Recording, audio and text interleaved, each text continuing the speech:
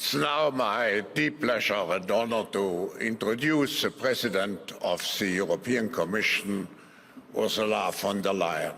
Madam President, you have been a friend and a regular participant of our meetings since, I would say, quite some time. And I remember still very vividly when you joined us 5 years ago at the beginning of your first mandate.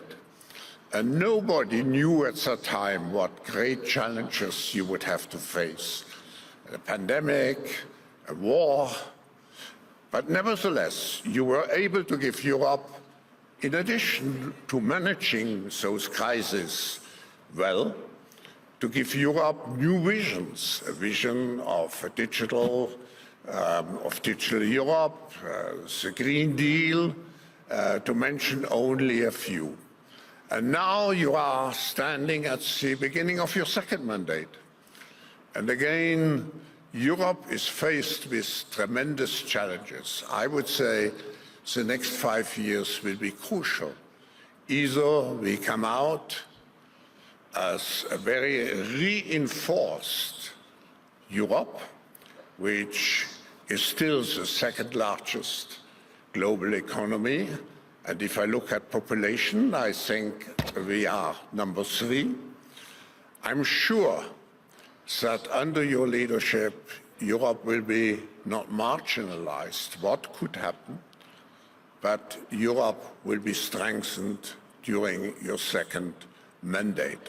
And for this reason, you can imagine how much we are looking forward to your speech. Welcome, Ursula.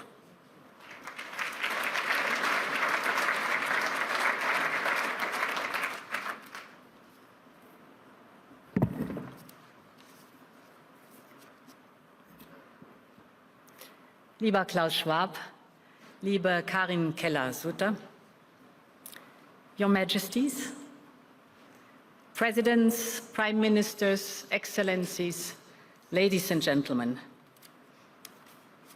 The first quarter of the century has come to an end, and it has brought about a sea change in global affairs.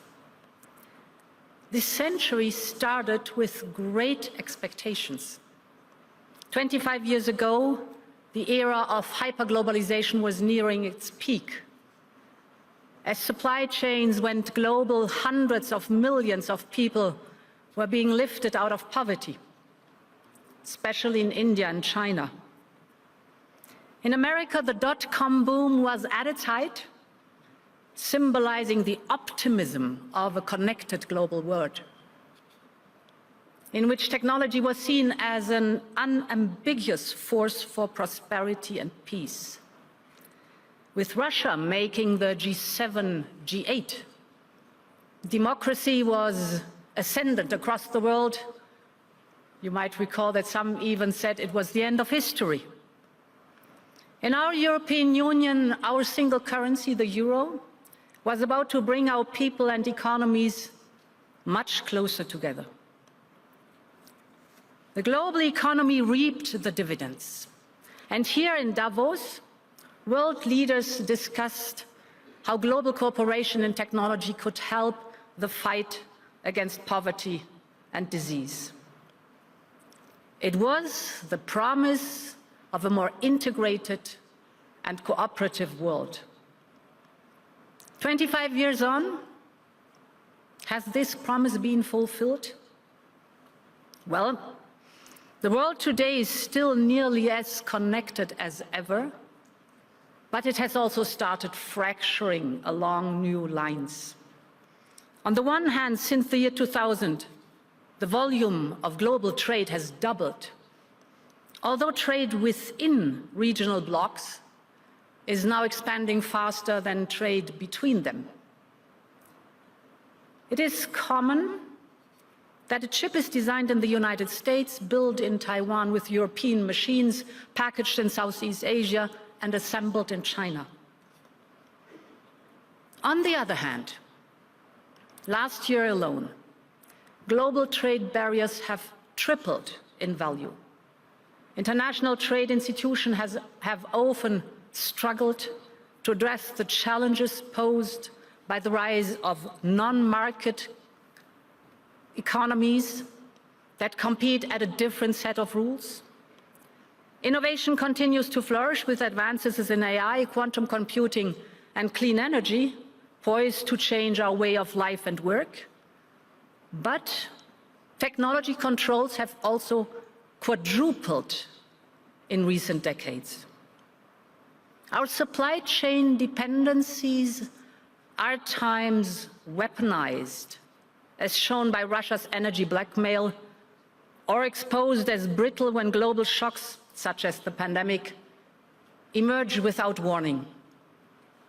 And the very interconnectors that bring us together, like undersea data cable, have become targets from the Baltic Sea to the Taiwan Strait. The cooperative world order we imagined 25 years ago has not turned into reality. Instead, we have entered a new era of harsh geostrategic competition. The world's major economies are vying for access to raw materials, new technologies, and global trade routes. From AI to clean tech, from quantum to space, from the Arctic to the South China Sea, the race is on. As this competition intensifies, we will likely continue to see frequent use of economic tools, such as sanctions, export controls, and tariffs, that are intended to safeguard economic and national security. But it is important that we balance the imperative to safeguard our security against our opportunity to innovate and enhance our prosperity. In this spirit, we will need to work together to avoid a global race to the bottom, because it is in no one's interest to break the bonds of the global economy. Rather, we need to modernize the rules to sustain our ability to produce mutual gain for our citizens. For us Europeans, the race begins at home. Europe has a unique social market economy. We have the second largest economy and the biggest trading sector in the world. We have longer life expectancy, higher social and environmental standards, and lower inequalities than all our global competitors. Europe is home to immense talent, along with the proven ability to attract ideas and investment from across the world. Our capacity to invent and create is underappreciated. Europe's global share of patent applications is on par with the US and China. But the world is changing. So must we. In the last 25 years, Europe has relied on the rising tide of global trade to drive its growth. It has relied on cheap energy from Russia, and Europe has too often outsourced its own security. But those days are gone. To sustain our growth in the next quarter of the century, Europe must shift gears. And this is why I asked Mario Draghi to deliver a report on European competitiveness. And on that basis, next week, the European Commission is presenting our roadmap, the Competitiveness Compass, which will drive our work for the next 5 years. Focus will be increase productivity by closing the innovation gap, a joint plan for decarbonization and competitiveness, overcome skills and labor shortages, and cut red tape. It's a strategy to make growth faster, cleaner, and more equitable by ensuring that all Europeans can benefit from technological change. And let me elaborate more on 3 foundations that will underpin this strategy. First, Europe needs a deep and liquid capital market. European household savings reach almost 1.4 trillion euros, compared with just over 800 billion in the United States. But European companies struggle to tap into that and raise the funding they need, because our domestic capital market is fragmented, and because that pushes money overseas. 300 billion euros of European family savings are invested abroad every year. That's a key issue holding back the growth of our tech startups and hindering our innovative clean tech sector. We do not lack capital. We lack an efficient capital market that turns savings into investments, particularly for early-stage technologies that have game-changing potential. And this is why we will create a European Savings and Investments Union with new European saving and investments products, new incentives for risk capital, and a new push to ensure the seamless flow of investment across our union. We will mobilize more capital to let Made in Europe innovation and risk-taking thrive. Second, we must make business much easier all across Europe. Too much of our top talent is leaving the European Union because it's easier to grow their companies elsewhere. And too many firms are holding back investment in Europe because of unnecessary red tape. We need to act on all levels, continental, national, and local. And we want to lead the way at the European level. For instance, we will launch a far-reaching simplification of our sustainable finance and due diligence rules. And we will make sure to create a conducive environment for our SMEs to scale up their capacity to build, to produce and innovate in Europe. But I want to go even further than this. Today, the European single market still has too many national barriers. So sometimes companies are dealing with 27 different national legislations. We will offer instead to innovative companies to operate all across our European Union under one single set of rules. We call it the 28th regime. Corporate law, insolvency, labor law, taxation, one single and simple framework across our union. This will help bring down the most common barriers to scaling up all across Europe, because continental scale is our greatest asset in a world of giants.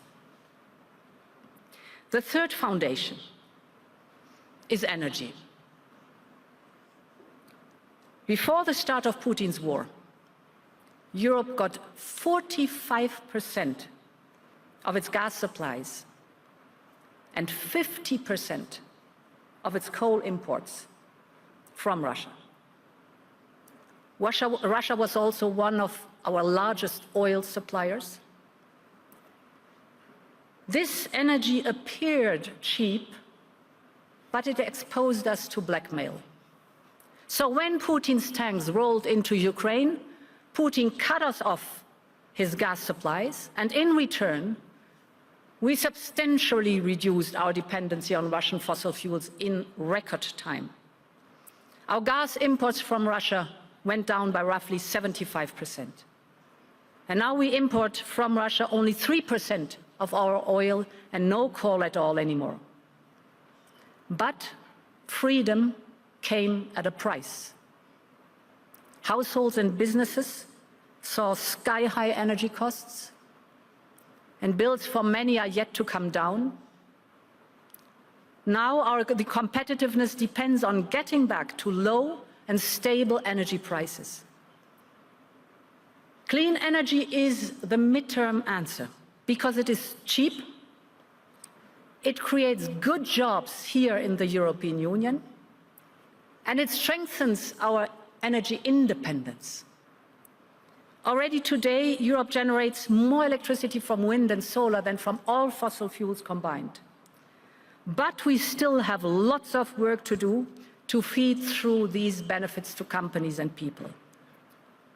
Not only must we continue to diversify our energy supplies and expand clean sources of generation from renewables, and in some countries also from nuclear,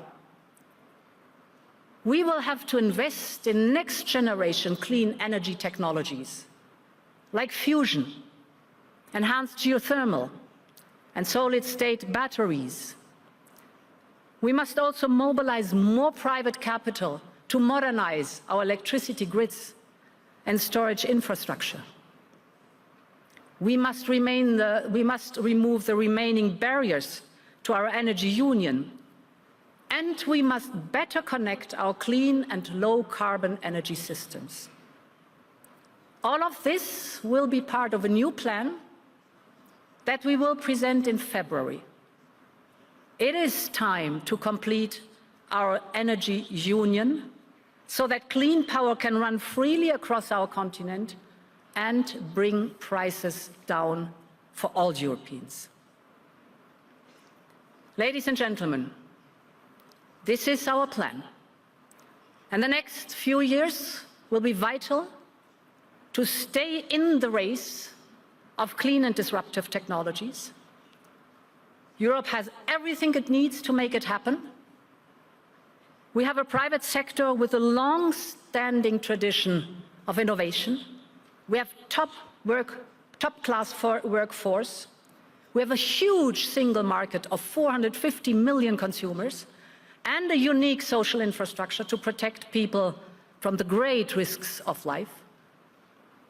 We have credible and independent institutions, transparent governance, and an unshakable commitment to the rule of law. It is thanks to all of this that in the last 5 years, Europe has weathered the fiercest storm in our economic history, and we overcame an unprecedented energy crisis.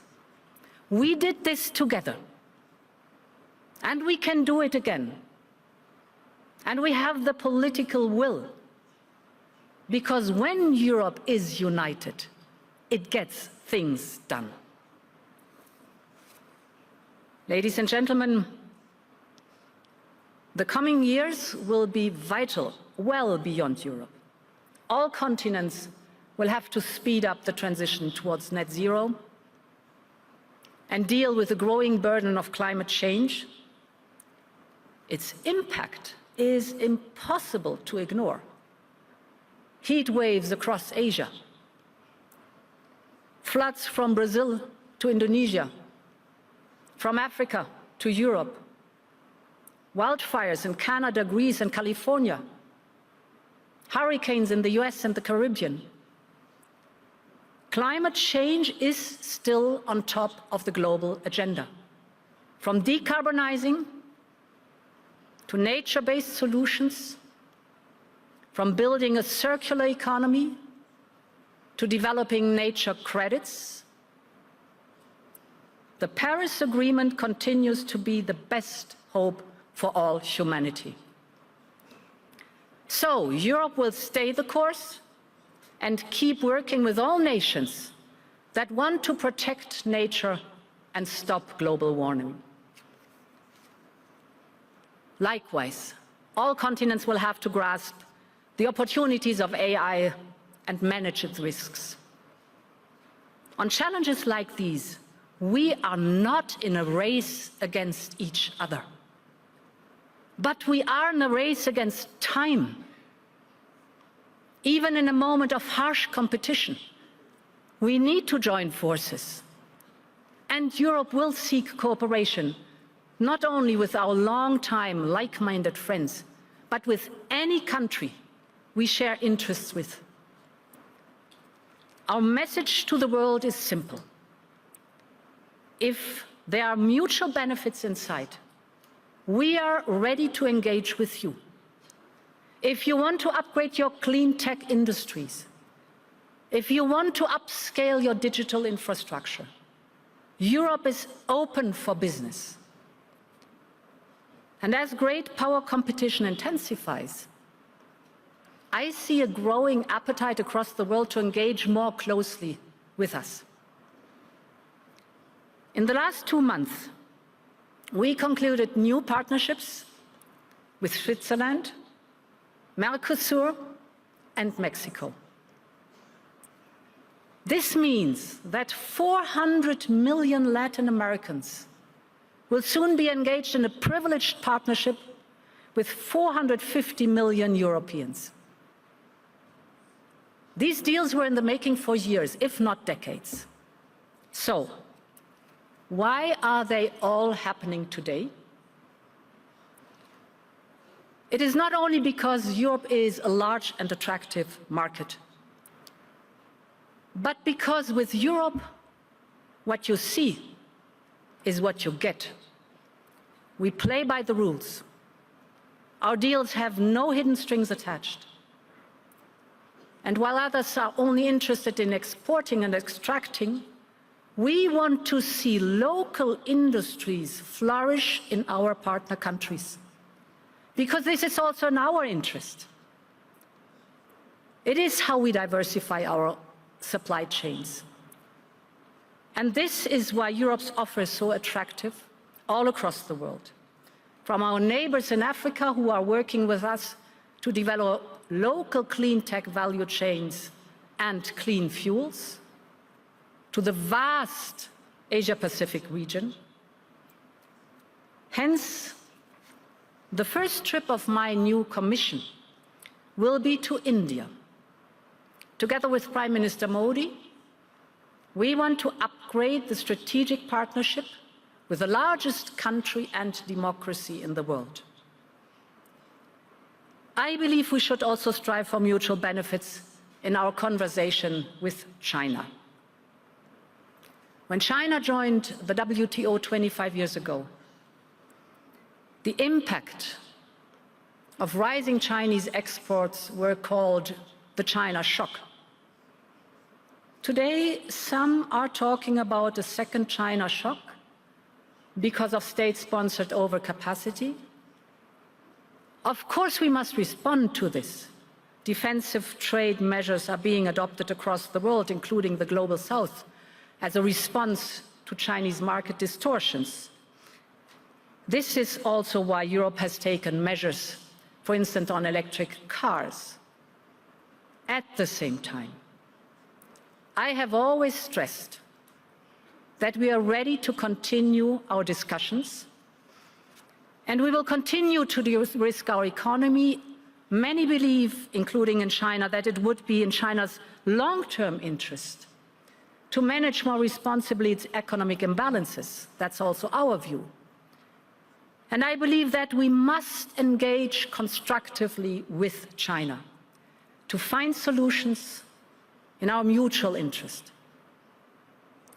2025 marks 50 years of our union's diplomatic relations with China. I see it as an opportunity to engage and deepen our relationship with China, and where possible, even to expand our trade and investment ties. It is time to pursue a more balanced relationship with China in a spirit of fairness and reciprocity. This new engagement with countries across the world is not only an economic necessity, but it's a message to the world. It is Europe's response to rising global competition. We want more cooperation with all who are open for it. And this, of course, includes our closest partners. I think, of course, of the United States of America. No other economies in the world are as integrated as we are. European companies employ in the United States 3.5 million Americans. And another million American jobs depend directly on trade with Europe. Entire supply chains stretch on both sides of the Atlantic.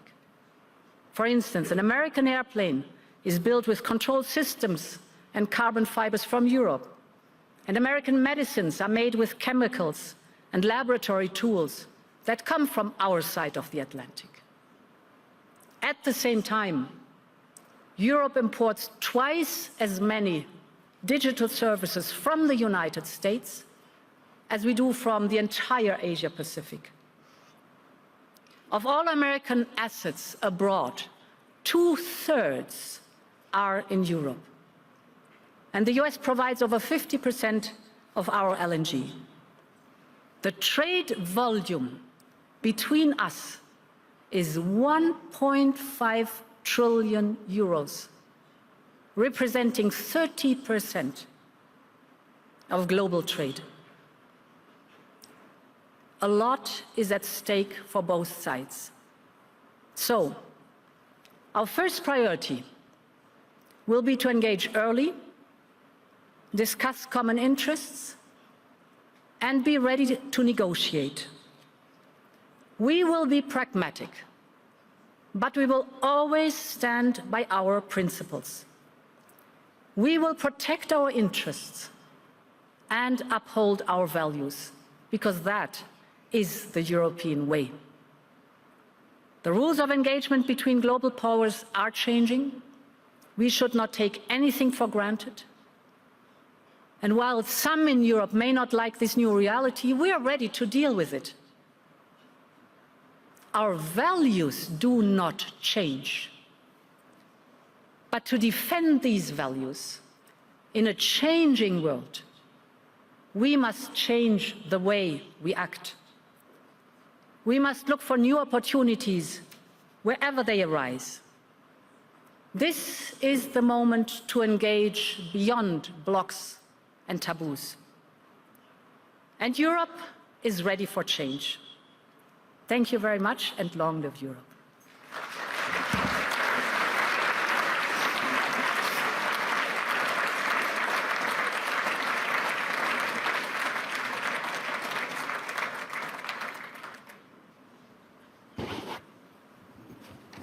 Thank you very much, Madam President. This was really a demonstration of what I called constructive optimism. Yes, indeed. I think you dealt with all the major issues, but there was one issue where I still would like to ask you a question. We may face reduced American engagement in Ukraine. What will be the consequence for Europe, and how do you see Europe's role in the ongoing war in Ukraine?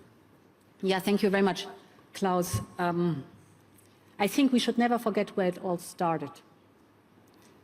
Ukraine is a sovereign country, and Ukraine determined its own future by asking for accession to the European Union. That's where it all started, and the response was an invasion by its neighbor, Russia. Secondly, I think we should also never forget in the European Union that this is not only about the security of Ukraine, but it's also about the European security. And the third point is, no one wants more peace than the people of Ukraine. But what they want is a just and a lasting peace. What they don't want is a frozen conflict that erupts again a little time later.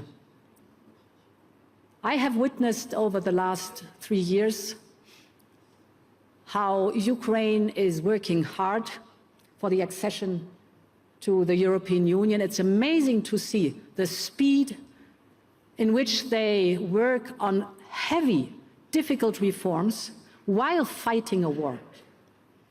So for us, because of all this, it is very clear that we will continue to support Ukraine. We have supported Ukraine by now by almost 130 billion euros.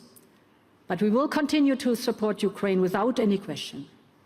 Whatever happens next, for us it's important that Ukraine stays an independent country and that it is Ukraine that decides on its own territory.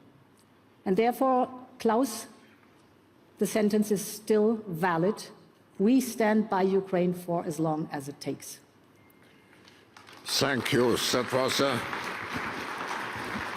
That was a very clear message, and of course we will welcome President Zelensky during this meeting. And let me just say, Madam President, I think you provided us with a clear vision and perspective for Europe, even in a very difficult time.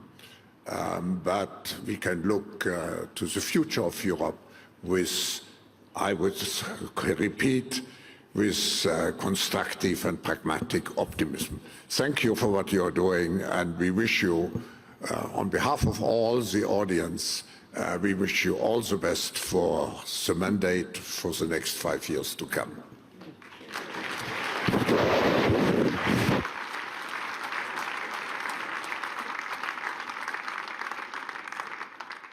Don't miss out. Log on to oneindia.com for more updates.